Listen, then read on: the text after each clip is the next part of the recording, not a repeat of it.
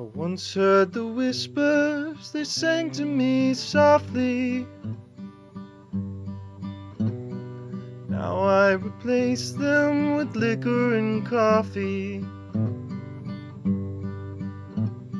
I once knew a place where the life force could reach me. Bask in the glory of all it would teach me. But now as I scroll through a screen without end, my ears have been closed to my glorious friend. Oh, how I long for just one more whisper. I danced with the devil, should never have kissed her. Hey folks, happy to see you on this lovely Labor Day. Probably won't see this on Labor Day, but nonetheless, here I am, day 21 of this 90-day album challenge. We're still rocking.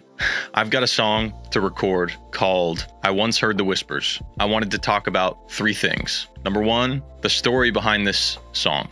Number two, how I plan on recording this song. And number three, the challenges that I am foreseeing. So this song, I teased it a little bit in my last video. It was about a year ago today. It was September 10th, 2024. It was a night where it was a late night. Elle was asleep. I was up, and I remember being out on the patio. No, actually, here's how it happened. I was inside and I was trying to write a song. I was trying to write. And I remember just feeling kind of overwhelmed and feeling a little bit bitter because I felt somewhat disconnected from what some may call the source or the muse. As a songwriter, as an artist, as a creator, there is this place that you can access where sometimes ideas and things just spill out of you and you're not trying to force it at all. And it's this beautiful thing. I was sitting there doing the opposite. I was trying to write. I was trying so hard. And I remember feeling bitter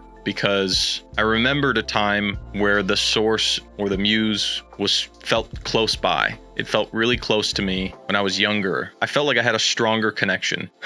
And there I was in this place trying to write a song, feeling like I couldn't access that as hard as I was trying. And I took a break. I went and I stood outside on our patio and just kind of looked out. It was dark outside. And I'm kind of pondering that idea of just like, why is it that I've lost touch with this? Why is it that I've lost touch with the muse? And why have I lost touch with this place? And then a lyric, clear as day, popped into my head.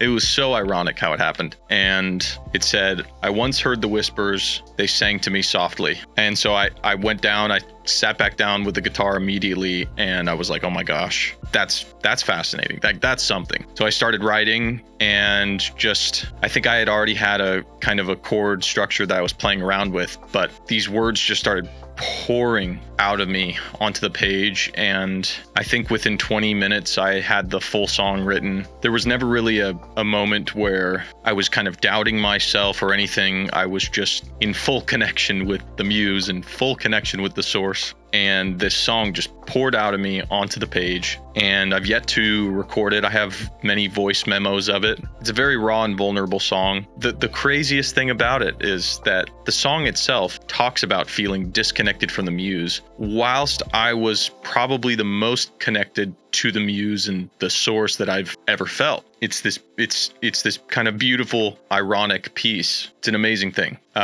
And I'm really excited to record it. I'm afraid to record it. I want to do it justice. It needs to be very raw and vulnerable. It needs to be the opposite of a lot of the songs that I produce. A lot of the songs that I produce, I'm able to kind of dress things up and, fill up a lot of the space where it almost allows me to be less vulnerable. But this song I just know needs to be naked, for lack of a better term, needs to be naked. So part two of this is strategy for tomorrow. It's a song that is just acoustic, guitar, and vocal. That's it. So I thought about recording in this room. This room has some sound issues, and so it's not ideal. I thought about recording in our living room. kind of big and spacious, very tall ceilings, kind of echoey. But then yesterday I was in the sauna at our apartment complex with Elle, and I thought about it, and I'm like, wow, this is a wooden room that's off most of the time. Nobody's ever in here. This would be the perfect place to record this song. It would feel so warm and intimate, and it would also be an interesting story of recording a song in a sauna. The sauna won't be on, by the way. Like, it's one that you have to set a timer and then it heats up. So the sauna will not be on. I would not bring my gear into a hot sauna.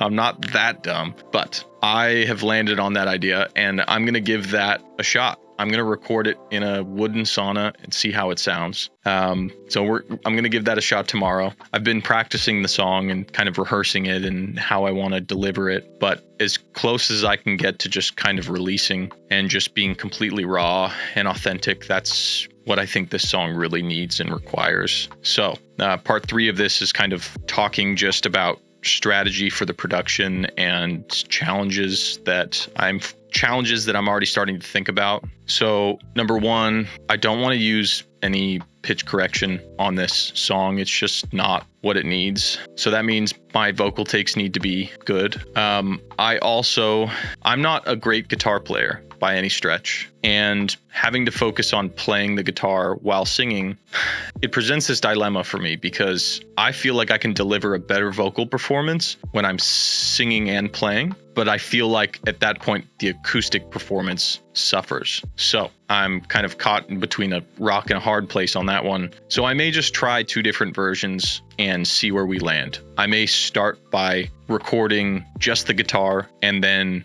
recording just the vocal. That will make things a lot easier in post-processing if the audio recordings are separate. But there's something about just a raw performance of the song, guitar and vocal at the same time, that I really like the idea of. So I'm going to give both a try, and we'll have to see how it works out. I already know from having tried similar things like this before, I can definitely get a bit in my head I can get very perfectionistic, whatever you want to call it, and it can be very draining, and it can take a lot of time. But realistically, if I'm recording in this public space, I'm not going to actually have that much time to do it. Like, I'm going to have to kind of just get in and out. So I think maybe a good strategy would be to go in, do 3 full takes of the guitar, 3 full takes of the vocal, and then like 3 full takes of the guitar and vocal at the same time. And hopefully I can film that all as well to kind of capture that moment, show you guys what the recording process is like. So that's the plan. I'm also like, I don't want to over compress anything. I